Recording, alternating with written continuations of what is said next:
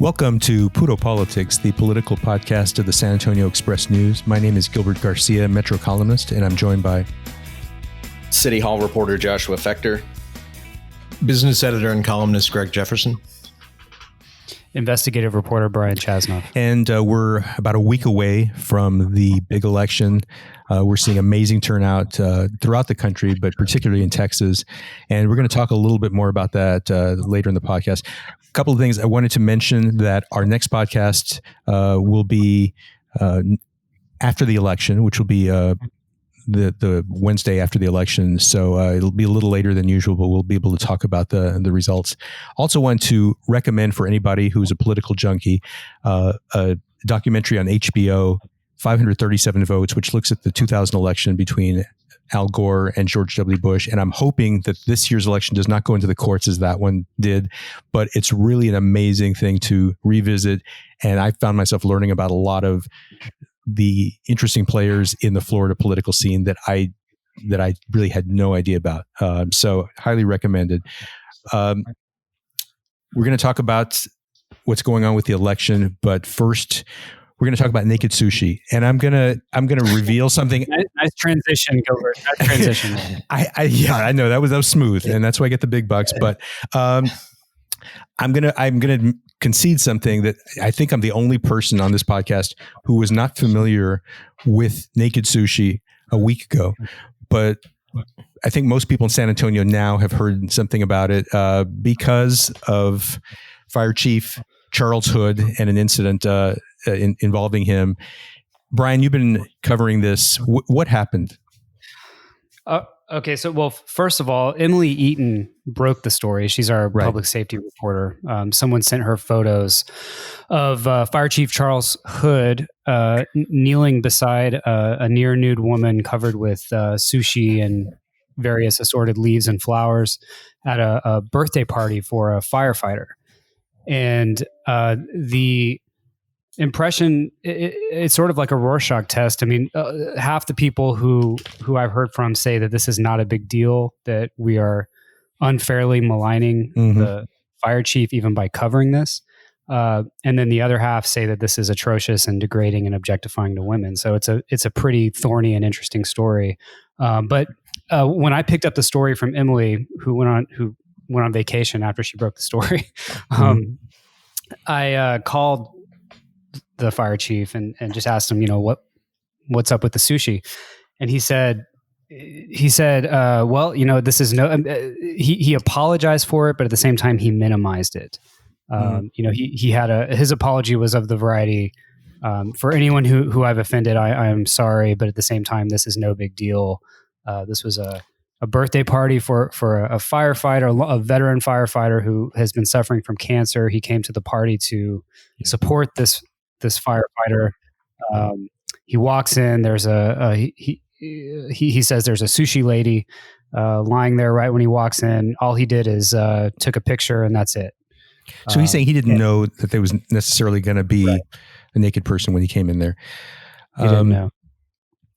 Yeah, I'm always a little annoyed when people give the non-apology apology, where they say, if it bothered you, I'm sorry. The implication is that it's your problem if you were upset about it. Right. Yeah. And he said he compared what he did here to taking a photograph with a flamenco dancer in Vegas or a Spurs dancer at Topgolf. So that's right. Yeah. What do we think about that? Yeah. Neither of whom are actually naked, and you're picking food off of their bodies. So that's an important distinction, I think.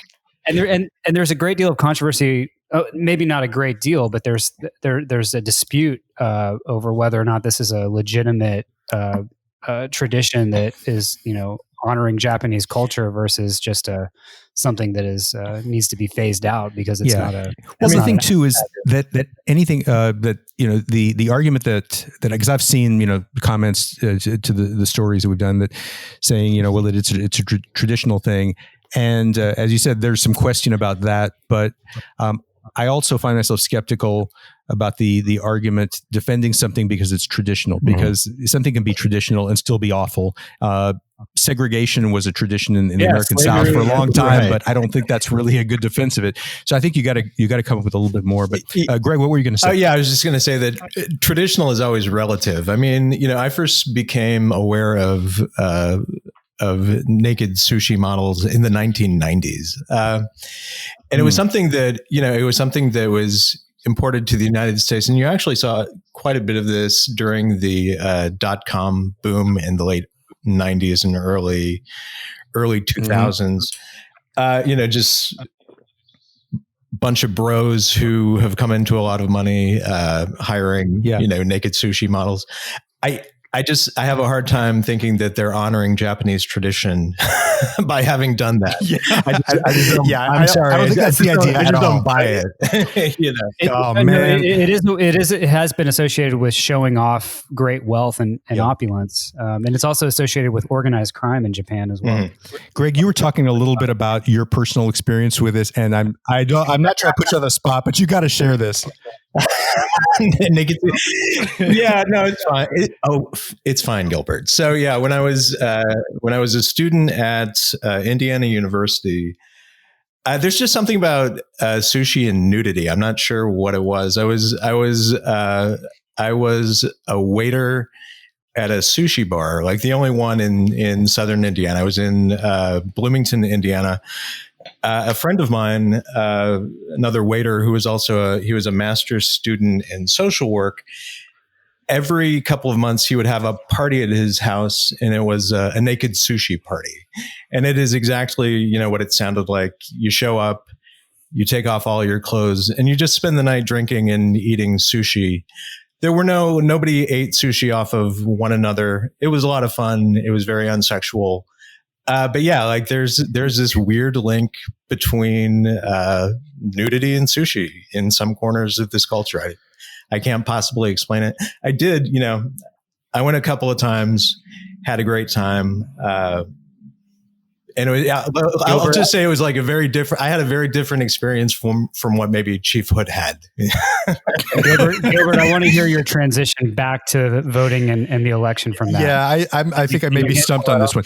What I would like to, this might be the best I can do, which is to ask you, Brian, like, it seems clear that City Manager Eric Walsh and Mayor Ron Nirenberg are not too happy about the situation. I mean, what is your sense about what's going to happen? So City Manager Eric Walsh said that he was not aware of this photograph, which, by the way, was taken in January, before pre-COVID or pre-COVID freak out in America, at least. And so he says that Emily, our reporter, brought it to his attention. And the mayor, when I reached out to the Mayor Ron Nirenberg for comment, he surprised me by releasing a fairly strong statement before this review that Eric Walsh has ordered has been completed. Apparently, the city attorney is reviewing all the facts and circumstances around the photograph. But the mayor said that it betrays the value of the values of San Antonio, of the city of San Antonio. Yeah. Hey, Brian. Well, I'm sorry. Yeah. I just had a quick question. Any sense, like, is there anything going on within the fire department that would maybe cause this to come to light? Is anybody trying to, maybe for political reasons, embarrass Chief Hood, or was it just kind of, this kind of picture is just always going to come to the surface? It's always going to pop up somewhere on social media or in a reporter's email box. So what I can say to that is that this is a developing story. Stay tuned. Awesome. Well, and it's something I wonder, though, is like to what degree they're going to actually discipline the fire chief. I mean, Charles Hood has a lot of goodwill on council. He was just named the I want to get the exact. He was named Fire Chief of the Year by the Metro Chiefs Association just over the summer. So I mean, I'm definitely interested to see just like how far they're and how urgently they're taking this. At the same time, it sort of reveals an underbelly, if you will, or a culture of the fire department. I mean, Right. I was surprised to hear that there only 5% of firefighters are men. Maybe that's not surprising because nationally it's a predominantly male profession or occupation. But the city's been trying to recruit more female firefighters over the few years, and applications have gone up. Applications by female cadets. But I do think that I did get the impression, even from talking to Chief Hood, that it is a very masculine, you might even say macho culture in the fire department, for what that's worth. I mean, yeah. Well, I'm going to make a hard left turn here and start talking about voting patterns in Alamo Heights. Josh, you did a piece over the weekend about what's going on in the 78209. And this is an area that we've had Lamar Smith, who was a congressman for more than 30 years. We had Joe Strauss, state representative, and ran the Speaker of the House for several years. These were people who were Republicans and really faced no serious challenges throughout their tenures because this was such a solid Republican area. And from what you reported, it looks like there are some changes happening there. Yeah. So, like, full disclosure, I live in 78209. Cue the hiss track. The what track? the hiss track. People hissing, I guess. I don't know. Booze. Okay, yeah. In any case, a couple months ago, I just started to notice that there are a lot more sort of like Biden-Harris signs that have been popping up than in years past, or more Democratic signs popping up around the neighborhood. And then this list came out from like one of these sort of, anonymous sort of like, content farms that produce lists that get sort of like ratcheted around the web.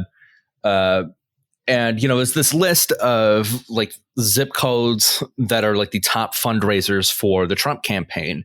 And I was a little bit surprised to learn that in 09, 09 is basically in the top 10 nationally out of all zip codes for fundraising for Trump. So like you had on that surface this sort of tension going into 2020. But, what I found when I dug into the data is that, you've got a lot of enthusiasm for Trump in the form of fundraising. This was an area that broke pretty evenly for Hillary Clinton back in 2016. But when you start digging in, you see, a lot of precincts and a lot of neighborhoods flipping back and forth between red and blue. Like you'll have precincts that went for Beto O'Rourke and Joseph Kopser in 2018, but then flipped back for Steve Allison and Greg Abbott.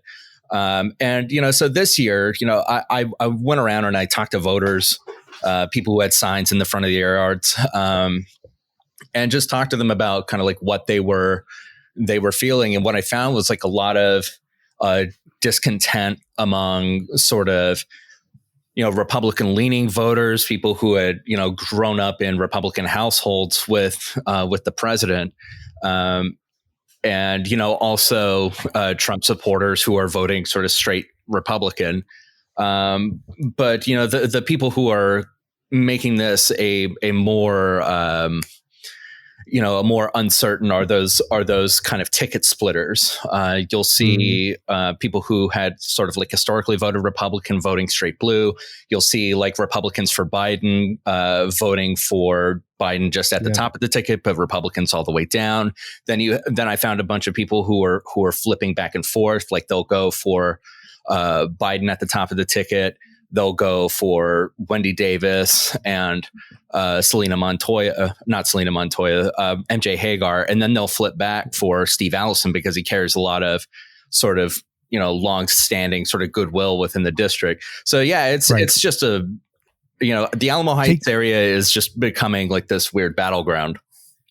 and they're kind of taking it race by race. And as you say, Steve Allison is someone who's a Republican, but in the eyes of a lot of Republicans is a very different kind of Republican than Donald Trump. He's a very sort of mild-mannered, soft-spoken, bipartisan sort of figure. I mean, Greg, you've talked about on the podcast before about how even though Alamo Heights and Terrell Hills, these have been kind of Republican areas over the years, it's a different kind of Republicanism than we've seen with Donald Trump. I mean, his tone is not necessarily something that that they go I think I get the impression that his tone is kind of jarring to a lot of Alamo Heights voters, or a number of them. And this is a phenomenon we've seen with Trump across the country. I mean, among those who identify as Republicans, if they have a high school diploma, but no more, they tend to like Trump better than the higher educated Republicans. And I think what you're seeing here is kind of the mushiness of kind of higher education, or more highly educated and higher income Republicans versus lower income Republicans who don't have college degrees. And I think this is something I think we've seen over and over again across the country. It's just like because it's within 09, it's right in front of us. It's kind of a concentrated case, I think. Yeah, we're going to take a short break and we'll be right back. Be sure to check out other Express News podcasts, such as Express Briefing, hosted by me, Luis Vasquez. Every weekday morning, I'll bring you the top headlines for the day in about 10 minutes or less.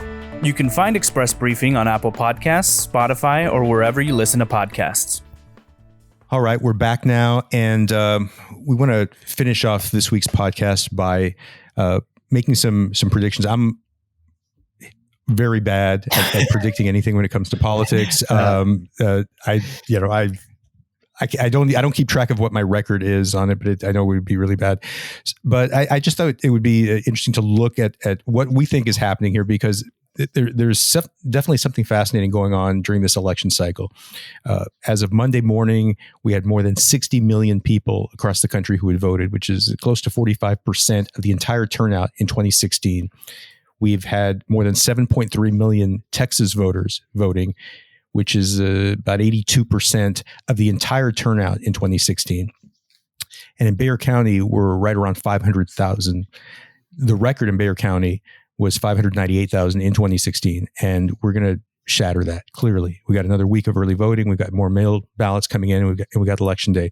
So we don't know if things are going to slow down a little bit on Election Day. Maybe a lot of those people who would have voted on Election Day are voting early. But nonetheless, we're going to see amazing turnout. And I guess the question is, what does that mean? I think what we're seeing in Texas is that Democratic counties are seeing big turnout. Republican counties are seeing big turnout. It's kind of across the board. And the X factor is that we're seeing a lot of voters who don't have a history of voting in primaries. We don't really know what's happening. We're seeing a lot more young voters voting, which I think Democrats generally think is good for them. We can, Greg, I'll start with you. I mean, what do you see happening here, and what are your expectations for election night? Well, I do I think we tend to look at big early voting numbers, just big voting numbers in general. And our default is to say, well, that's probably good for Biden. It's good for Democrats.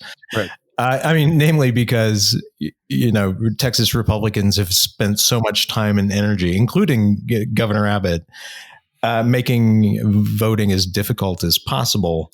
Right. So we think, hey, maybe they have something to be worried about. I don't know, though. In this case, I've got a neighbor, for example, who, he's got, I'm looking at his yard right now. It's got 6 different Trump flags and signs. And I'm certain he and his family's voted already. I don't know that he was actually a supporter of Trump's in 2016. I think there's a part of the electorate who maybe just didn't vote in 2016 who are voting now. And I think, some of them have been kind of electrified by Trump's performance. And, I think they're coming out for him. Whether, that's to the extent of the votes coming in from independents and kind of people who identify as Republicans, those votes coming in against Trump, I don't know. I get the feeling they probably, we'll just call them progressives. I kind of get the sense they have the edge probably in the early vote, but I think it's easy to really underestimate these new voters and ones we haven't seen before, and kind of say, okay, well, they're blue voters. I don't know that that's the case in a lot of instances. Right. Brian, any predictions for election night? What do you see happening? I mean, what sticks out in my mind? I spent the lunch hour about a week ago standing outside of the downtown elections department, trying to talk to folks who are dropping off their mail-in ballots just for a daily story. And most of those people were Democrats, but I did speak to a couple of Trump supporters who came out, and I asked the basic questions. Why Trump, and one guy got pretty. He was kind of having an argument with himself, and he said, I love his policies, but I just wish he could be a decent person. I just wish he were a decent. I think there's a lot of that out there. I think. And his wife said, "Don't quote him saying that. Don't quote him saying that." So I didn't quote him, but it makes me think that for folks who are traditionally Republicans and who maybe voted for Trump in 2016, and who just sort of have a natural inclination toward that side of the political spectrum, they're going to have to overlook the last 4 years to turn out again and vote for this again. And there's a lot to overlook in folks who are educated and who are discerning and take things into account, because it's been a rough 4 years, no matter which way you cut it. So, I mean, that being said, my prediction is that Trump's still going to win Texas. Yeah. Well, I think you hit on something really interesting about what you saw with people dropping off mail ballots, because, historically Republicans have done well in certain instances when it came to mail voting. I mean, a couple of months ago, I wrote about how in the 2000 election was essentially won by George W. Bush because of mail voting, because the Republican Party in Florida had a really aggressive campaign. They spent a lot of money encouraging people to vote by mail, and they really got the jump on Democrats. And we all know how close that race was, and that decided the election. This year, Donald Trump has scared people off of mail voting. He's made it sound like the entire process is fraudulent. And everything we're hearing suggests that Democrats are getting a really considerable edge in mail voting across the country. And that might be enough for Joe Biden to be able to carry some of these close states. Josh, what do you see? I want to talk a little bit about sort of the sales tax initiatives for a second. I'm glad you're. Yeah, because I've been talking to folks, and I'm hearing sort of like some surprisingly sort of mixed things, I think, on workforce development. It seems like folks out there are a little bit more hesitant than they are on, say, pre-K, to sort of green light, $154 million in sales tax dollars for workforce development. You've seen, Greg Brockhouse spend on digital ads to try to reach people on social media. That might be having a bit of an effect. I'm more than willing to sort of eat crow on this, but I wonder if that's going to be a lot closer than even, say, not pre-K, but via. Interesting. Well, Brockhouse has been very, as you say, he's against the workforce development, but he's probably been most aggressive in his opposition to the public transit proposition, and he's suggested, more than suggested, that VIA is wasting a lot of money and there's mismanagement there. How do you think that one's going to go? On VIA, I would, I've not seen like any internal polling or anything like that. I see their signs everywhere. They're also spending on digital ads, I believe. So I'm.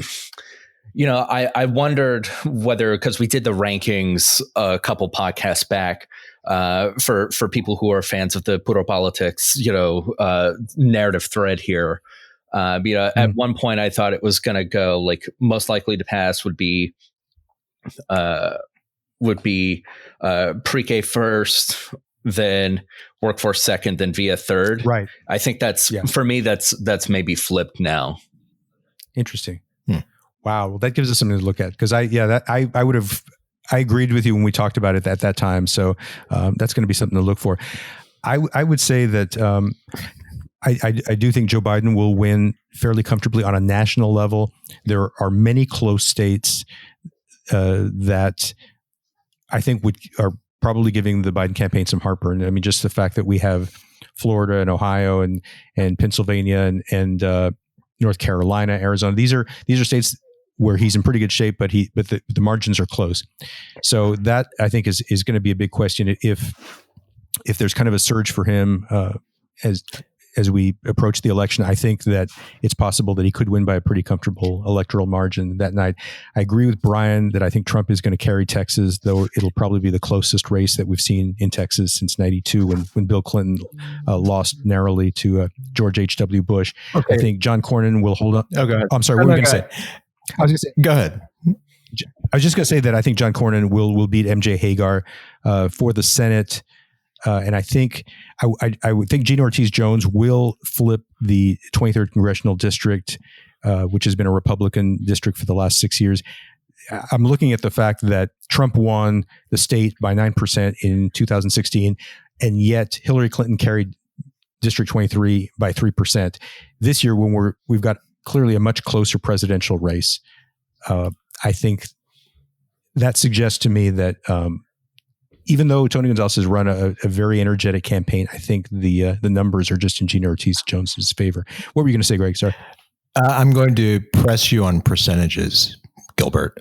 Okay, so you say Trump is going to carry Texas. What's his percentage? I'm going to say I think it's going to be similar to what we saw between Ted Cruz and Beto O'Rourke in 2018, which is I think about 2.6%. I think it's going to be somewhere in that area. Damn it, Gilbert! Which is still remarkably close. Actually, I have Trump up by 3% for 3 percentage points. Yeah. Brian, how about you? Yeah, and we had a. Yeah, I mean that sounds reasonable. Yeah, I'll go with that. That sounds like a cop out, man. Josh, call it. No, no. It's just like I mean, you've just seen it swing so much in the past couple of days that I just kind of just don't trust anything. I'm the same way. Yeah. We had a Quinnipiac University poll that had the race tied a few days ago, and I think a month ago they had Trump up by 5. So this is all very encouraging for the Democratic side. I'm skeptical about it, and I also feel that if Biden loses by the kind of margin we're talking about, there will probably be some hand-wringing in the Democratic Party about the fact that he didn't invest as much as he could have. He had so much money, and he had a $6 million ad buy and ended up scaling that back. Kamala Harris, I believe, is going to be in Texas later this week, but we haven't seen the kind of when Bill Clinton lost in '92 in Texas. He made some appearances here. He actually, the last night before the election, he could barely speak, but he went to the Valley, he went to Fort Worth, and made a last push. I think there will be some frustration. We've heard some frustration from both Beto O'Rourke and Julian Castro with the Biden campaign that they haven't made the sort of all-out effort that could make the difference here. So I think that's going to be interesting. What were you going to say? Well, I was just going to ask, what do y'all think about these dire predictions that there will be protests and violence in the streets? I would just say that a lot really depends on how Trump handles this, and this is really going to be a test for him. And I think there is reason to be concerned because he hasn't handled defeat when he lost primaries or caucuses. He didn't handle it well. But I think he has to set the tone. And if he loses, it's a big if. But if he does, I think he has to send a message to his supporters that they have to respect the results. And if he doesn't do that, we could have some problems. So in other words, if he happens to lose, we're going to have problems because can anybody, like we know Trump, right? I mean, like, how he's going to react to losing, and it's not going to be in any way gracefully. So he reacted poorly to winning in 2016. Oh, well, it gives us a lot to look forward to, I guess. So we're going to leave things there. And if you haven't voted, please do get out and vote over the next week. Thank you so much for listening. We hope everybody's well, and take care.